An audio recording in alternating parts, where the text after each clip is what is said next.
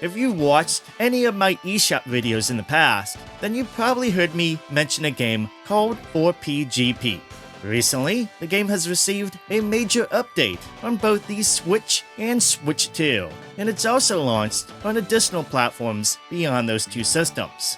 So that gives me the perfect excuse to talk about it a little bit more, and why this game has managed to surprise me so much on Switch 2. 4PGP, short for 4-Player Grand Prix, is a really fun arcade-style racing game that pays tribute to the classic arcade racing games of the 90s. Think of the kind of racing games that Sega and Namco were known for back in the day. That's what this game tries to emulate a bit. One of the biggest draws for the game is its retro-inspired presentation and arcade-style gameplay, but that old-school philosophy extends to the challenge as well. On higher difficulty settings, 4PGP demands that you truly learn its tracks and master its mechanics. It's surprisingly challenging, and I'll dive deeper into that in a bit. Another major selling point for the game is its 4-player local multiplayer. I mean, it's right there in the name, 4-Player Grand Prix. Every mode, except for Time Trial, supports the 4-player split-screen multiplayer, including the Championship mode. It's implemented extremely well, and the frame rate remains amazingly solid even with multiple players on screen.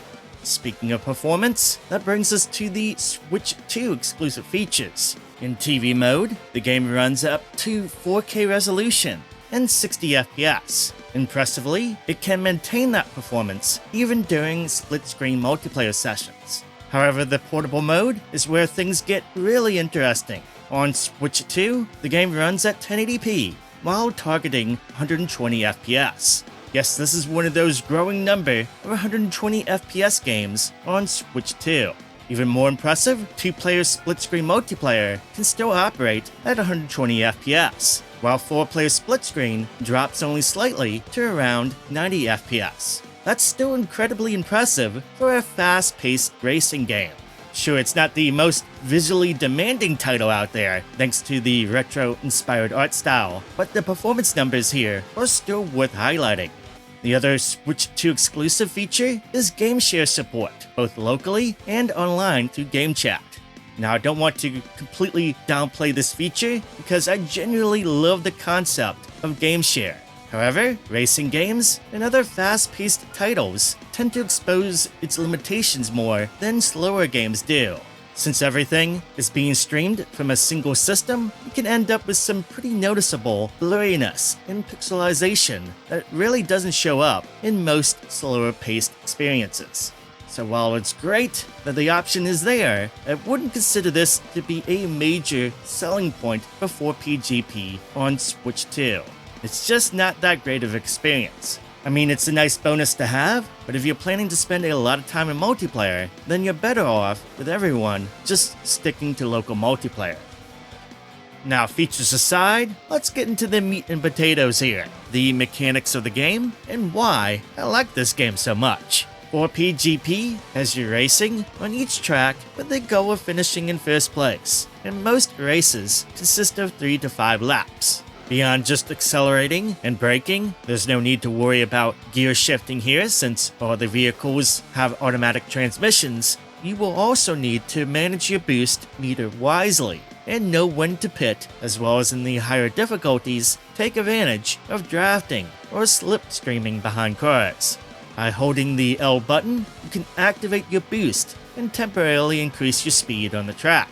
The moment you release the button, you will automatically stop boosting, which this by nature allows you to control exactly how much of the boost meter you use. Because of this, a smart strategy is to use your boost in short bursts, rather than just draining the entire meter at once, like in most racing games. For example, you might boost a little coming out of a sharp turn, or just to simply overtake someone before entering a turn, and then just save the rest of your boost for a better opportunity later in the race. Now, pitting here works a little bit differently than it does in other traditional racing games that have it. Near the end of each lap, you'll find a pit lane, either on the left or right side of a track. Driving into it will slow your vehicle down, but you won't come to a complete stop. You'll still keep moving along. While you're in the pit lane, you'll gradually recharge your boost meter, similar to how energy recovery works in the F-Zero games, although here it's at a much slower rate. However, the better option usually is to complete a skill check by pressing the L button at the exact right moment when a spinning arrow that appears on screen enters the green area shown. If you do it right, you can instantly refill your boost meter to maximum. Now, whether you're just grabbing a little extra energy or going for a full refill, what you definitely want to do is exit the pit lane as soon as you're ready so you can get back up to speed and stay competitive in a race. So, even though this is a arcade racer, there's a nice layer of strategy here that players need to take advantage of. Managing your boost, deciding when to pit or whether to pit at all, as well as performing that skill check can all make a difference during a race. Plus, in higher difficulties, there's another mechanic you need to take advantage of. In veteran and expert difficulties, you can also slipstream behind vehicles to gain some extra speed. And trust me, you'll need to do so in order to succeed as well. These are not overly complex systems, but this all adds some welcome depth beyond just learning the tracks. For an arcade-style racing game, these things are a nice addition that helps keep the races engaging as well as pretty fun. Now, it's worth mentioning that 4PGP isn't the easiest racing game out there. On Rookie difficulty, the game is pretty easy, and even Novice difficulty isn't too bad for experienced racing game players. Most people should be able to take first place on those difficulties without too much trouble, even if it takes a little practice. Veteran and expert though, oh lord, this is where things get real. Those difficulty levels have always been challenging in the past, but the latest update has made them even tougher. The AI has been fine-tuned, and they're a little bit more aggressive as well as competitive than before.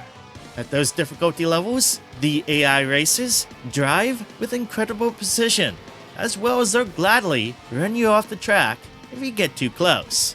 It's resulted in more than a few moments where I found myself yelling at the screen, saying, "What have I done to be forsaken by the racing gods?" I'm pretty competent when it comes to racing games, but the jump in difficulty from novice to veteran difficulty shocked me a bit here. It took me a while before I was able to consistently win races at that level, and the latest update has only made that challenge greater than before. But no worries, challenge accepted. I can tell you, as difficult as the game can be, it is very much beatable at the higher difficulties. You gotta learn each track, but also really master your use of boosting. Remember what I said before? It's best to use your boosts in short bursts instead of dumping it into one go. When you take a big turn, use the boost to speed out of a turn. You found yourself directly behind someone? As you use the slipstream, use a quick bit of boost to fly on by. And heck, some tracks, you can use that boost to create some mini shortcuts to take advantage of things. A must, though, is mastering that pit skill check and being able to do it several times in a race. And slipstreaming, like I said before, don't forget that's a thing too. This game kicked my butt, but once you get things down, it's game on. And I got really addicted to this, just tackling the challenge and just trying to overcome it all.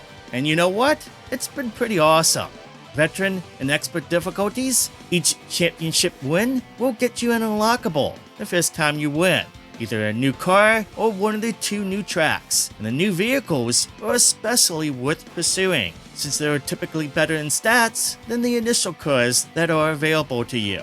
Honestly, isn't it nice to have an arcade-style racing game that truly challenges you for a change, like arcade games used to do? This game captures the old-school feel where earning a win actually meant something, and you truly feel like you earned it, and you get rewarded with unlockables that are worth the fight. You know what? I love this. There's even more unlockables to earn beyond the championship mode. You can also unlock reverse variants of each track by getting a victory on each track at veteran or expert difficulty in quick race mode. The new update also brings the safety car that can be unlocked by having 2 or more players finish in the top 3 of a quick race at any difficulty. I really like 4PGP. It's an arcade racer not just in its gameplay style, but also in its challenge. For me, as someone who really appreciates that, I've had a lot of fun simply trying to get better and overcoming the challenge, no matter how much it may make me want to throw my controller at the wall. Seriously, if that freaking AI sends me off the track one more time, I swear well, hey, I keep coming back, so that must mean it's good, right? Now, the only knocks I have against the game is, well, first, the game share feature isn't the greatest thing here, but that's not really the developer's fault. It's just how game share is. No, the true knock I have against it is I just wish it had online multiplayer. Online multiplayer would be absolutely sweet and allow long-distance friends to get involved and experience the game like it truly should be. Sadly, your only option for online multiplayer is to use game share, so yeah. The game is priced at $19.99 with the standard Switch version, and the Switch 2 version is $5 more, mainly for the increased resolution and frame rate support, and game share. Anyway, those are my thoughts on 4PGP. Let me know in the comments down below if by chance you picked it up, and what your thoughts on the game are. And for everyone else, let me know if you're considering picking this up or not. If you enjoyed the video, make sure to give this a thumbs up, and consider subscribing with notifications turned on so you do not miss out on any future videos. I cover a lot of Nintendo stuff here, game reviews, game recommendations, eShop videos, and lots more. So if that sounds like your kind of thing, then you're in the right place, and consider subscribing today. Have a good rest of your day, and I'll see you soon with the next video.